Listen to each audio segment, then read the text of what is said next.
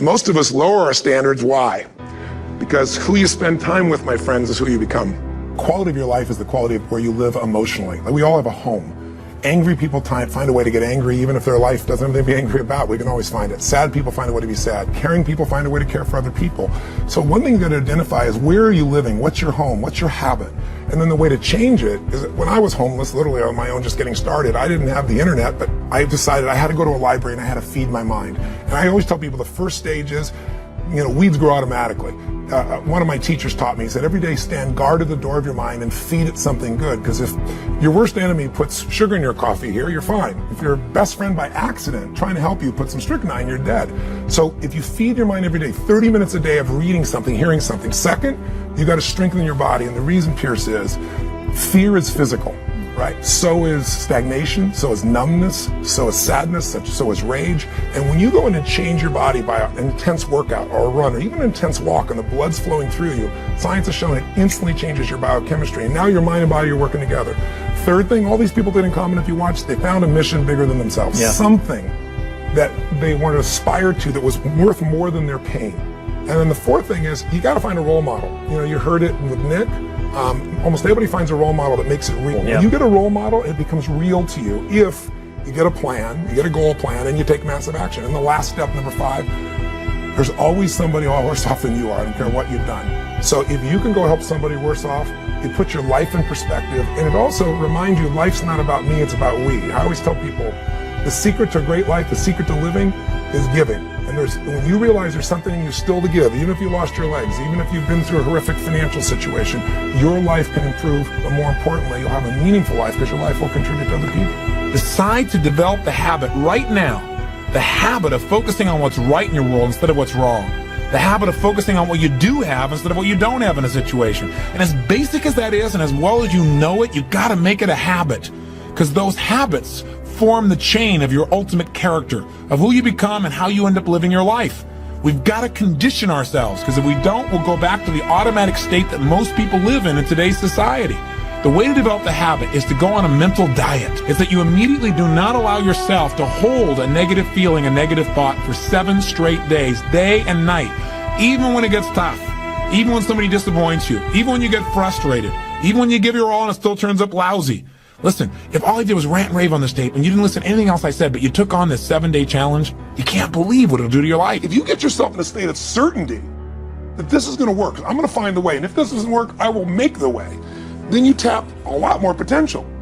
And when you're certain in your potential, you take massive action. When you take massive action, you really believe in something, you get great results. When you get great results, your brain goes, see, I told you I was a stud. People tell me all the time, oh, I'm skeptical or I'm pessimistic. I said, no, you're gutless.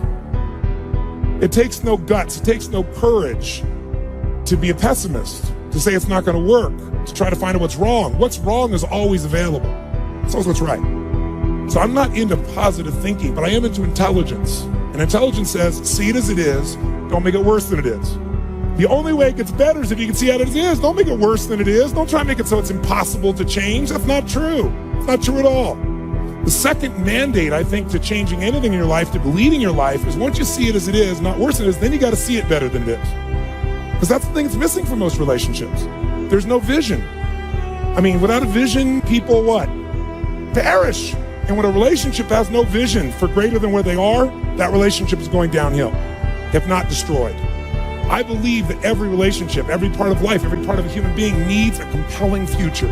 If the future's not more compelling than today could be tough, but if the future's compelling, we can get there. So just to remind you, first thing you got to do is feed and strengthen that mind. Read, listen, feed the mind, take control of that focus, stand guard at what other people are saying, focus on what it is you're here to give, what you can control, what you can make happen. Number 2, feed and strengthen that body. Remember, fear, uncertainty, they're physical experiences. So the best way to deal with something physical is get physical. Change that body, go lift some weights, go for that run, do something that's going to get you in that state. But get that hour of power going, that 15 minutes to thrive, if you're familiar with that, to train your body and mind to be strong again. Number 3, make sure you put yourself in that position where you find a role model that's going to inspire you and show you that way. Maybe it's a contrasting role model. You think your life's so tough? Find somebody with tougher who's really turned it around. Or maybe it's just somebody who's really succeeded. that you can now see there is a way. There's a way through. There's a way to make this happen, even in the toughest times. There's always a way.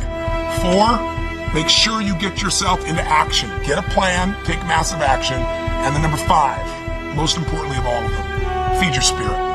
Feed and strengthen your spirit. And there's only one way to do that. It's to find what you're grateful for and to take time, whether it be prayer for you or just taking a moment to think about what it is that's so lucky in your life.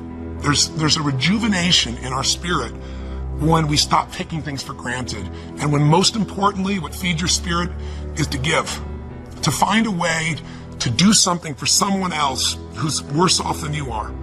Because what is this all about? It's about strength, and it's about perspective, it's about action, it's about emotion, and it's about heart. And so many people, miss the opportunity to feel like their life makes a difference. I'm a big believer that motive does matter, that why you do something people can feel, that people may be skeptical, they may have their judgments or their fears because they've been through so much, but in my experience, ultimately, why you're doing something people feel, and if you're doing this because some part of you knows that you're here in life not just to get but to give, then there's a spark that happens in other people because they feel the genuineness of that, and there's a spark that happens in you because it reminds you what you're made for.